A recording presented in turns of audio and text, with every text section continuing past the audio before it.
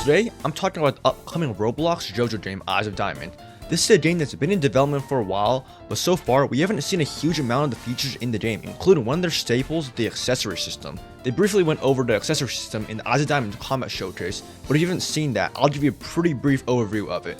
Basically, you can have two of these equipped, and they will give you either some buffs or some changes to affect your gameplay. However, as I mentioned before, out of the 50 plus accessories in the game, a huge amount of them haven't actually been confirmed yet.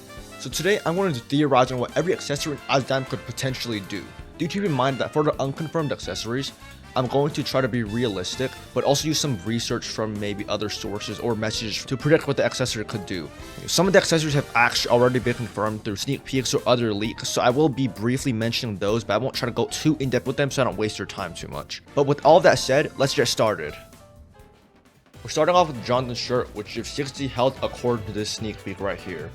That's all I can really say about it, since it seems like a pretty nice generic accessory and probably works with like any build in the game. Next up we have Jonathan's chestplate, which is a 10% damage reduction. Technically, I'm pretty sure this is worse than the Jonathan's shirt, because this only gives a max effective HP of 330 compared to 360 from Jonathan's shirt, but could be mitigated from some like healing, like posing, or just a healing stand.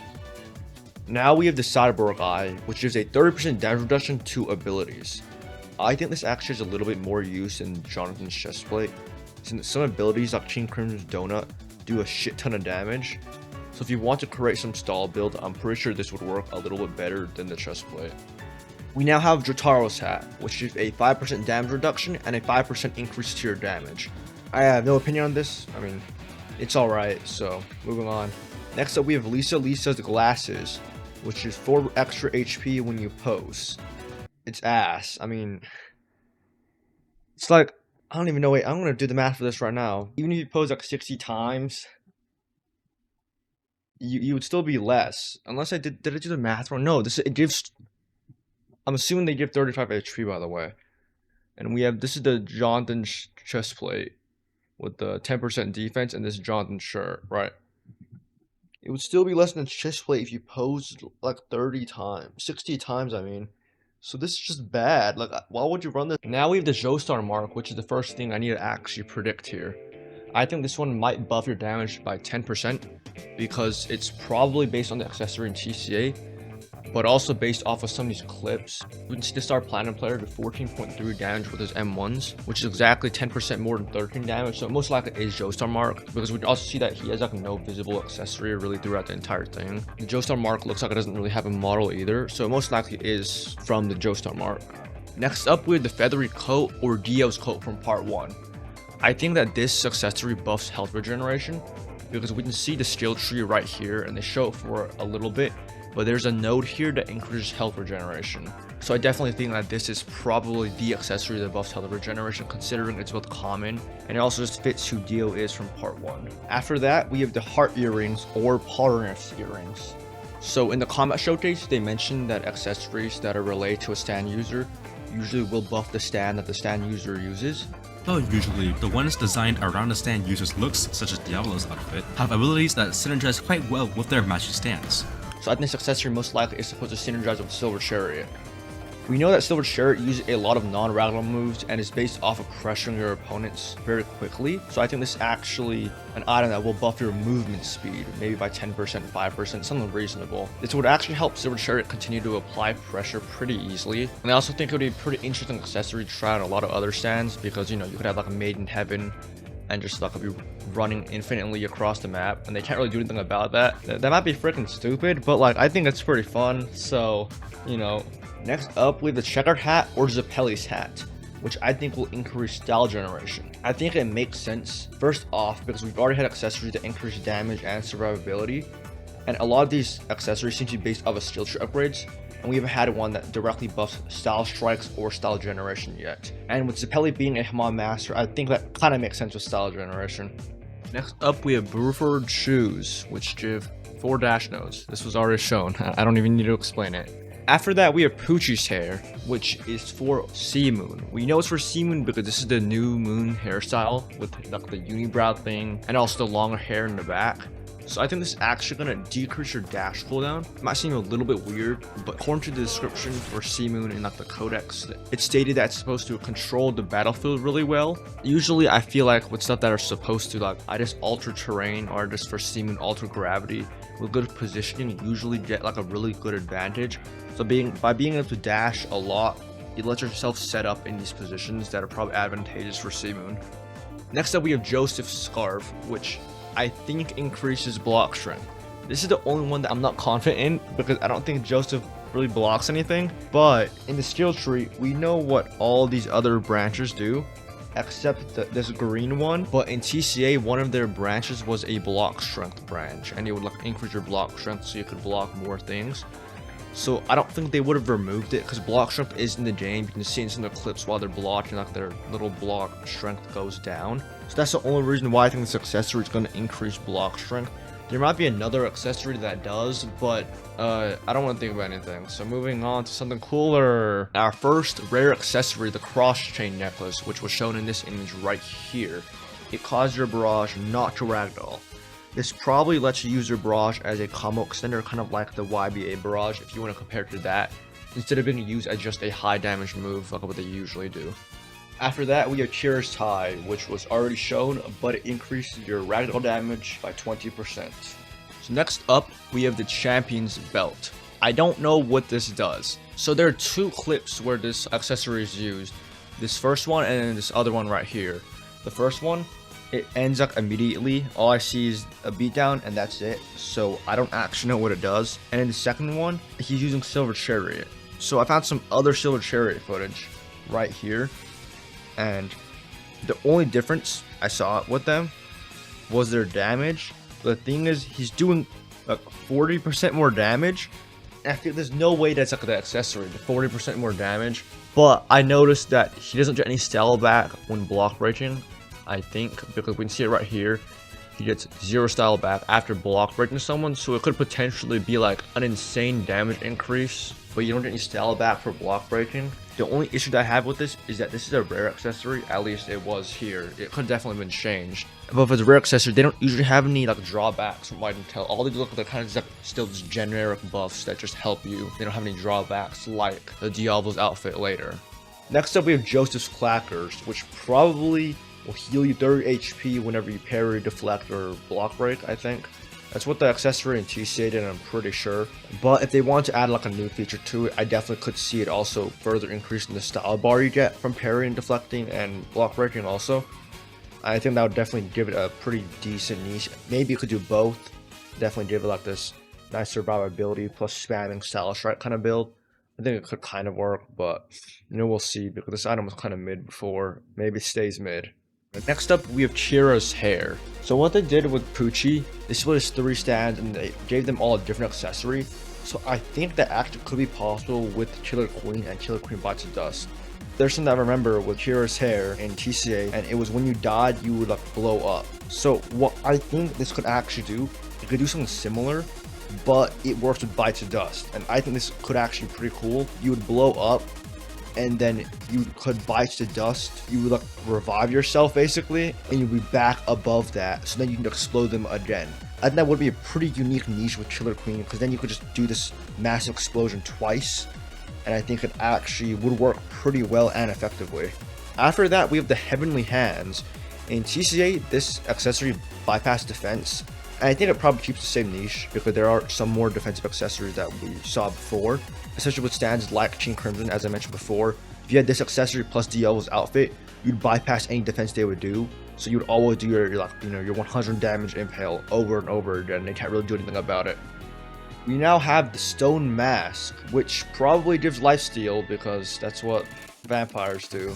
After that, we have Dio Overheaven's hair. So this one's going to be a little weird because I was going to try to link it to Tuo or the World Overheaven, but it's not even in the game. Like, it's not confirmed at least. So I think if I wanted something that could work with his hair at least, or at least with Dio Overheaven, it would increase M1 damage or maybe fist-based moves. I think this could kind of work because like Dio Overheaven can like rewrite stuff with his hands. So making it, buff stuff that are related to his hands would make sense. Especially since we've seen other accessories that buff like ability damage or ragdoll damage, I think it would make sense for something to buff like M1 damage or punching damage, whatever you want to count that as. Next up, we have the Black Iron. In TCA, this made you take less damage after being block broken, and I think it's probably going to be the exact same thing. The only reason why I do is because there's another accessory that I'm going to talk about later, but it basically increases your damage whenever you block break someone, so I think it would make sense that there would be an accessory that increases defense when you get block broken. So apparently editing me decide that later is now. So the accessory I was talking about was Jotaro's coat, which makes you do 50% more damage after you block, break, parry, or deflect someone. We see this clearly in this clip right here. After he deflects him, he gets a 50% damage boost on his Joestar punch, doing 75 damage instead of 50. I think it would make sense for the Black Iron and Jotaro's coat to exist at the same time, because now you have an offensive and a defensive version of kind of like a similar buff. For our next accessory, we have the Accelerated Bible, which gives a 20% cooldown reduction if you successfully hit an enemy with one of your abilities. This is already shown in the video, so I'm just going to move on to the Ladybug Brooches or like Girono's Brooches. So I think this accessory is going to be meant for GER or GE. I mean, obviously, since they are based off of Girono, but I don't know anything about a Golden Experience base, so I'm going to base it off of GER, and I think it's going to give like an insane defensive buff or like a regeneration buff, but you can't block break. This might seem like a really bad buff, but according to some of these messages, GR doesn't have any block breaks. I think it has like a block bypass instead, but if you can't even block break with like your stand at all, then you might just not need the block break in order for it to be an effective stand. So I think it would make sense that you would try to lean into just how much survivability you have, and you kind of just slowly whittle down your opponent. I think that kind of makes sense in my opinion. After that, we have Diallo's outfit, which gives 30% ability damage, but you also take 30% ability damage. Next up, we have the Money Emblem, which gives 50% more damage, but you can't block. This one is really stupid. It's probably really useful with how much damage the hand already does, so you can probably just use a really balanced like 2 bajillion damage erasure now. Woohoo. We now have this scarf here, which gives you Black Flash after like block breaking or parrying someone. This basically just gives you a better strong punch rock. I'm pretty sure that's the right click if I'm not wrong. So I mean, it's probably good. I don't exactly know like the scaling of it. It might be shown somewhere in the show. Actually, I'll look right now. It is like 40 damage according to the clip right here. So I mean, it's like a pretty good buff, and it'll probably be useful. After that, we have the Silver Blade. In TCA, this accessory increased your M1 speed.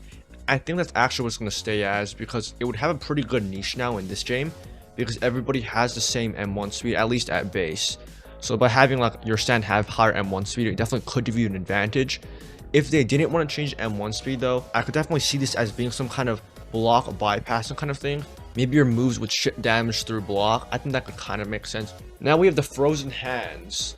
So this one's a little bit weird, but what I think this could do is that maybe it's like the reverse of Silver Blade. So it might decrease your M1 speed, but maybe do more damage, or like your moves would just slow down the opponent now. And this would be pretty useful because, you know, let's say you're in like Maid Heaven who's moving super fast, then you just use your moves, they get slowed down now because of your accessory, and they lose their advantage because now they can't just speed around you and take advantage of it. So we finally have our first legendary accessory, being the face markings, which replace your Style Strike with Dismantle. This was already in TCA before, but basically it just made your Style Strike, or in that game the Heavy Punch, a combo extender instead. It had some pretty useful uses, and honestly it probably still will be good in this game, especially since you just now basically have a built-in combo extender in like any build you want to use. Next up, we have Jonathan's Glove, which replaces your Style Strike with the Joestar Punch.